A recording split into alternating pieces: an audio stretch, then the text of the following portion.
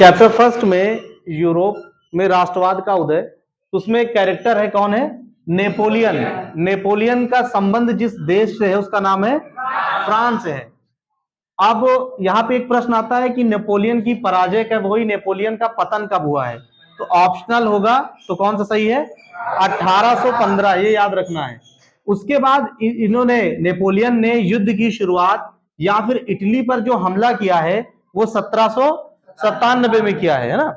तो इसको ध्यान रखना है, क्योंकि अगर नहीं ध्यान रखोगे तो पता चला कि ऑप्शन जो दिया है, मान लीजिए प्रश्न है कि नेपोलियन ने की पराजय कब हुई, तो 1815 भी दिया है, 1797 में दिया है ना, और दोनों सही हैं। लेकिन प्रश्न जो है, पराजय पूछेगा तब 15, इटली पर हमला करेगा तब 97, ठीक है। और नागरिक संहिता कब चालू की थी? 1804 में।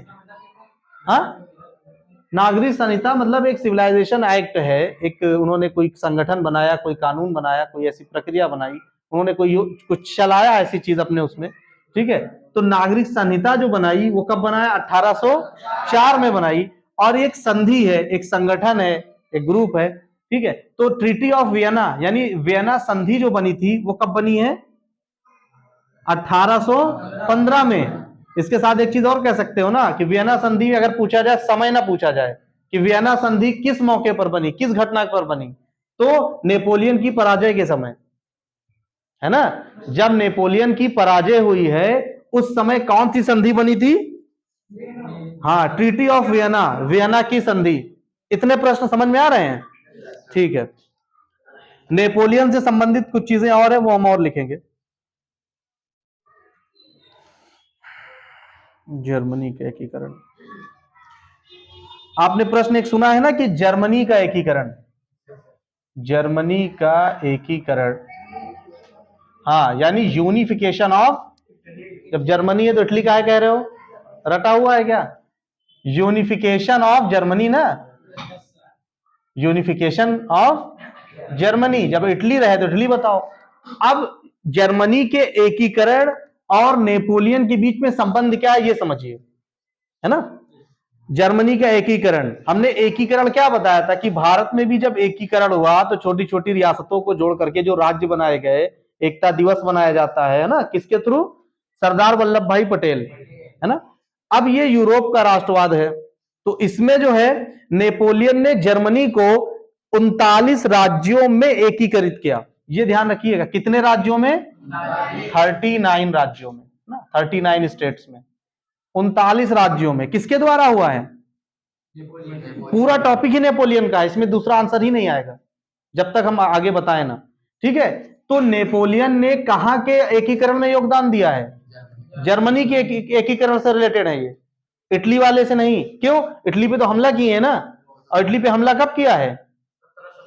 1797 में। उसको दूसरे नाम से भी जानते हैं, उसे युद्ध की शुरुआत भी कहते हैं। और इनकी हार, इनकी पराजय कब हुई है? 1815 में हुई है। और 1815 में एक और घटना है जिसे हम ट्रीटी ऑफ वियना, वियना की संधि कहते हैं, ठीक है। और इन्होंने एक संहिता चलाई है, उस संहिता जो है 1804 में हुई है, उसे क्या बोलते हैं?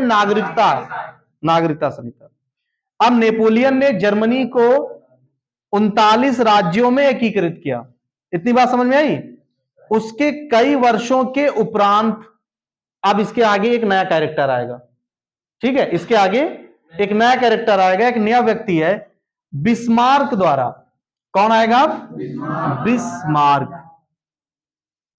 जो जैसे चल रहा है चलने दो, खाली स्टॉप हो बताना। अच्छा, स्टोरेज से अगर स्टॉप हो तब बताना, बाकी लाइट पे ध्यान ना दो। इसके कई वर्षों के बाद कौन आता है? बिस्मार्क। नया कैरेक्टर हमने लिखा है, यहां पे ध्यान दो।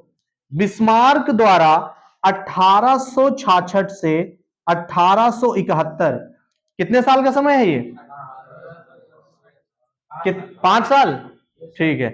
1866 से 1871 में जर्मनी के एकीकरण की प्रक्रिया पूरी हुई। समझ रहे हो? फिर से समझो। बिस्मार्क से पहले हमने क्या बताया कि नेपोलियन ने 39 राज्यों का एकीकरण करना शुरू किया। किसने? कहां का एकीकरण? जर्मनी का, ठीक है। छोटे छोटे राज्य कितने? 39। उनका क्या करना है? एकीकरण करना है, मिला करके बड़ा बनाना है, ठीक है। तो ये शुरुआत कौन कर रहा है? नेपोलियन। कितने राज्य हैं? 39। लेकिन इसको कंप्लीट नहीं कर पा रहे हैं, कंप्लीट नहीं कर पा रहे हैं। क्यों नहीं कर पा रहे हैं? यहां पर भी तो ध्यान दो, एक तो यहां पहले हार हो चुकी है, और ये तो बहुत बाद की बात है, 1866 और इसमें तो 50 साल का फर्क है, 50 से भी ज्यादा का है ना, 51 साल का फर्क है ना। अच्छा, अब 1866 से 71 तक ये काम किसने संभाला? बिस्मार्क ने क्या किया? 1866 से 1871 में इनको, इन राज्यों का एकीकरण का जो काम बाकी था उसको पूरा किया। ठीक है, तो शुरुआत किसने की? नेपोलियन ने। कंप्लीट किसने किया? बिस्मार्क ने। अब स्टॉप करो, अजान हो जाता है।